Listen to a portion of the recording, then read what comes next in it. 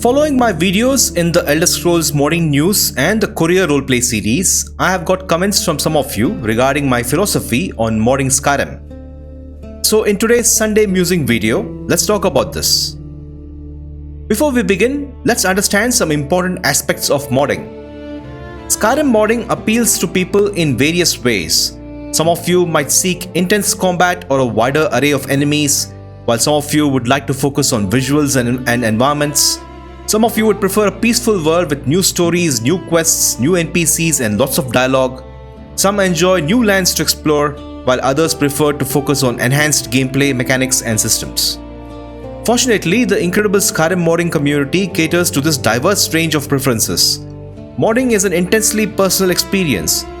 You are essentially curating a list to perfectly match your desired gameplay. Therefore, the specific mods in my load order may not appeal to others, just as their choices might not interest me. This customization is the core appeal of modding, selecting and combining elements to forge the exact experience you want. Every mod list is valid and wonderful. There is no such thing as a right or wrong collection.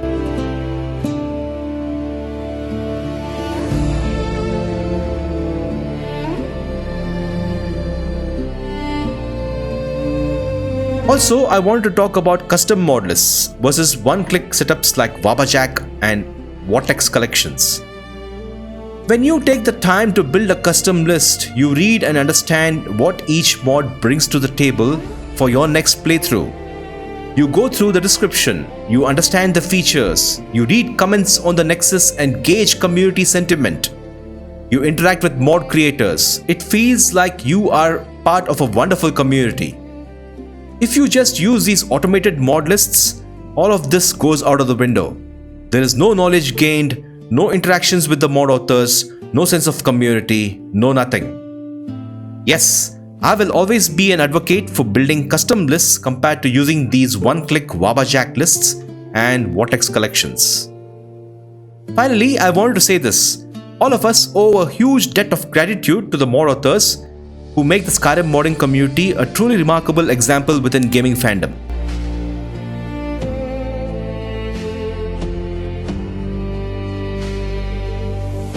Let's get into my Skyrim modding philosophy. Do note that I am a role player and not a role player. Rather than making one godlike character who takes 500 hours to develop, I'd rather have 20 unique and diverse characters, each of whom takes 25 to 30 hours to develop, but who gives me a different spin on Skyrim each time. So someone who wants a one big playthrough or power fantasy style gameplay freedom isn't going to like my style at all. For me, creating highly specialized characters, defining their goals, crafting unique short stories for each playthrough is incredibly satisfying. Planning a build by engaging your creative faculties is a beautiful thing, and no other game can offer you an experience like modded Skyrim. So let's get into the commandments. So first commandment, a deeper character creation system is non-negotiable. In vanilla Skyrim, we assign a race to a character and we are done. That is absolutely unacceptable. In any meaningful RPG, we should be able to create highly specialized and unique characters. So in my modded Skyrim, I want classes, birth signs, attributes, major skill selection, traits and religion. For me, the foundational mod here is Elder Scrolls Leveling and Attributes, or ELSA by the mod author Fallen 01135. You level up just like Morrowind and focus on attribute development, which boosts derived stats like health, magicka and stamina. Don't forget to install the NPC package, as even NPCs get attributes and you feel the difference when facing an orc or a bossma bandit. The mod author is also implementing the attribute system for Skyblivion, so this mod will always remain in my load order. Now, since ELSA adds birth signs, I don't use the standing stones, but it's an option to further specialize if you want. Traits are extremely important to further add advantages and disadvantages to your character abilities, as seen in Daggerfall. Such a system of pros and cons has an impact on gameplay and roleplay. I do think that each character having a unique set of strengths and weaknesses is a lot more interesting than just being equally able to do anything you set your mind to. From a role-playing standpoint, a character can't really grow as a person if they don't have flaws they need to adapt to and overcome. Traits are a beautiful thing. and I recommend Biggie Traits Refitted by AH Bab99. If you want something old school, we also have Daggerfall Traits for Skyrim by Specs Beadle.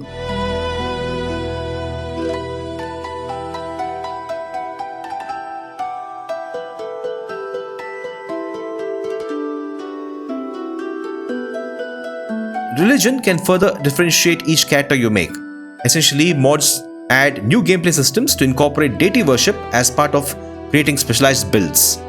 EnaiRim's Wonderful Winter Sun or Gods and Worship by Steel Feathers are two of my favorite ones.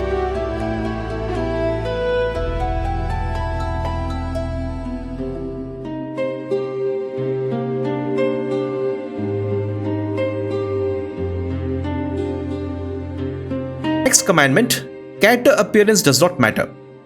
If the choices I make on my character appearance don't matter in-game, I am far interested in them. So yes, I won't install mods that enhance the player character's appearance or change the body shape, add new body types. In an RPG like the Elder Scrolls, such cosmetic changes simply don't hold enough importance for me. The third commandment, gameplay systems have to be overhauled. I have a dedicated video on gameplay systems. I will link the video in the description if you are interested. Ultimately, many of Skyrim's systems have to be improved. So let's get into each of them. So perk overhauls. Vanilla perks are bland and most of them are simple stat boosts. I want most perks to add gameplay enhancements and new gameplay features. I'm a huge fan of EnaiRim's Ordinator. The number of incredible gameplay elements these perks add is truly mind-boggling. I'm also a fan of Master of One, a double-edged perk overhaul by TJHM4, as every perk has a benefit and a drawback. I'm not a big fan of the SimonRim suite of mods as I find them bland and more vanilla-like. Next, combat overhaul. I don't want Souls-like combat in my Skyrim, so I only have two mods here. EnaiRim's Wolverine integrated combat of Skyrim and engaging combat keep combat dynamic at higher levels by Mad Abor modding. That's it. These are the two mods that elevate Skyrim's melee and magic combat for me. The mod Engaging Combat ensures every hit can be lethal for the player and actively encourages tactical fighting like dodging, blocking, or using wards. Next, Scaling Enemies and Encounters. Three mods fix the NPC, enemy scaling, and encounter zones of Skyrim. They always are in my load order. When it comes to magic, I like installing one large spell pack along with Shadow's Mirror by Mosami 2003, which adds spell reflection to the player and NPCs. I also like Wards functionalities extended by Skepman mods, which improves Wards. Next, other mechanics. I love some choice and consequences in my Skyrim, and Skyrim reputation is always in my load order.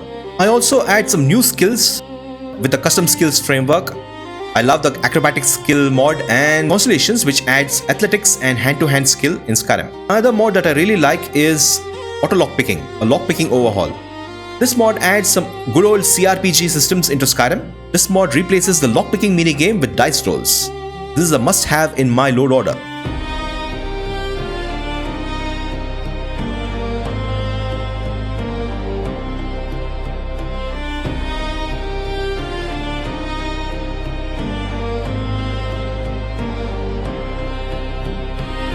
Next, the fourth commandment. Skyrim has to feel lived in. I love mods that add tiny settlements, villages in the middle of nowhere. After spending a day adventuring, finding a village with friendly people and an inn is such a great feeling. Among all the settlement mods, Schlitzor villages are my personal favorite. I have all of his mods that add towns from Elder Scrolls Arena. Thus, in my Skyrim, you will find places like Lenalton, Amol Village, Greymoor, Falkhurst, Newgrath, and more. Apart from being a talented designer, Schlitzor also adds high-quality quests in these towns. If you have watched my Falkhurst was design, lore and writing video, you will see how good some of those quests are. I will leave a link to that video in the description if you are interested. I also love mods by Jupwandi. These three mods add extensive areas to explore outside the borders of Skyrim. Most importantly, these mods add quests. NPC dialogue and quests are extremely important, and if city town overhauls just add buildings and silent NPCs, they don't interest me.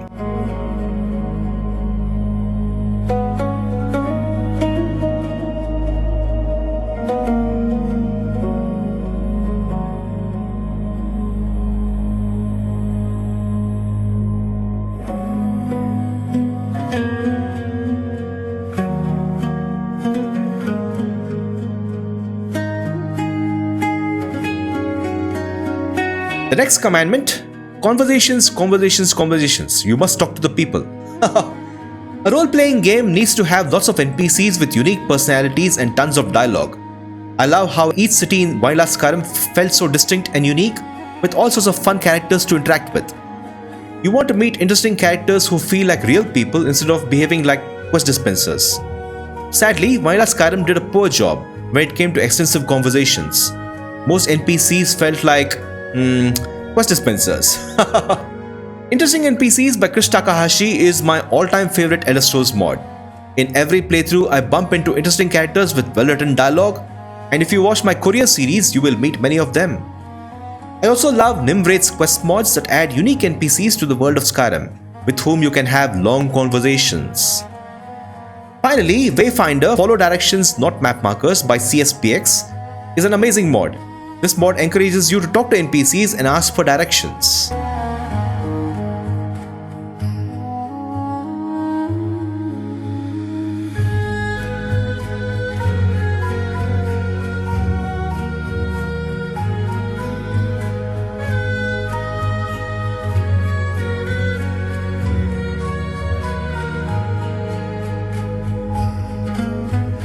Next, the sixth commandment.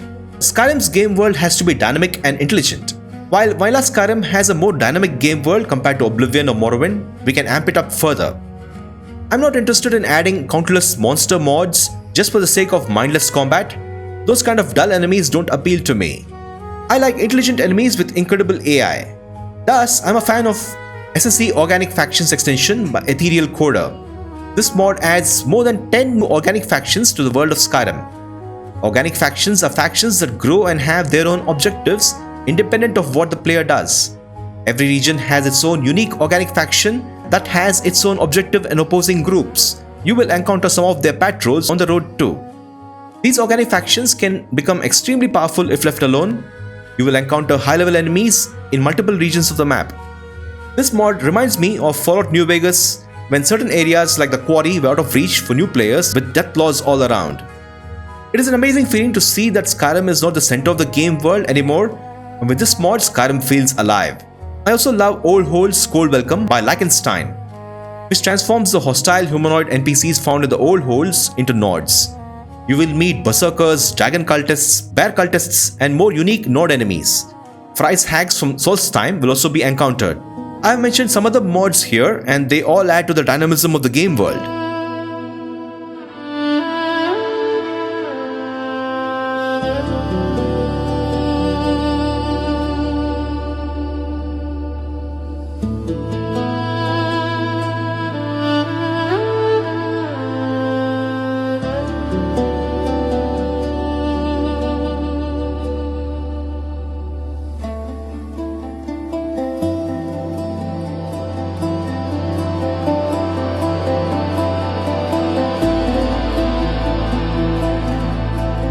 The seventh commandment. The player character should have more to do at lower levels. This collection of mods serves a clear purpose. Since I avoid playing my characters as murder hobos, especially in the early game, these additions significantly expand questing and overall content. They are invaluable for developing your character skills.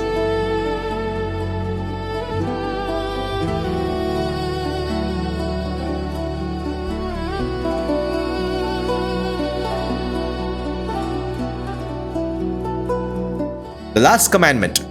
Customize questing content for each character. If you have been following me for a while, you may have observed my Ultimate Vigilant playthrough series or playlist. Essentially, that series documented the plethora of high-quality Vigilant of Stendarr faction-based quest mods that are out there on Nexus. But the series was an example of how multiple playthroughs of Skyrim are possible without touching the vanilla faction questlines or the main quest. With so many quest mods out there, you can creatively plan your character build and add quest or faction mods that suit your character. This ensures every playthrough of Skyrim is unique and fresh with new experiences every time.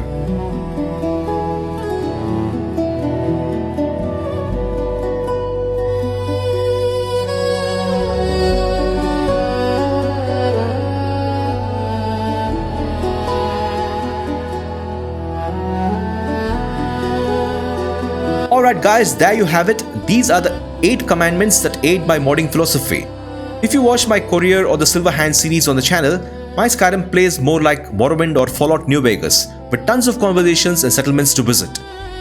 But at the same time, retaining the magic and charm of Skyrim, that is very important. If you have any suggestions, feel free to share them with the community in the comments.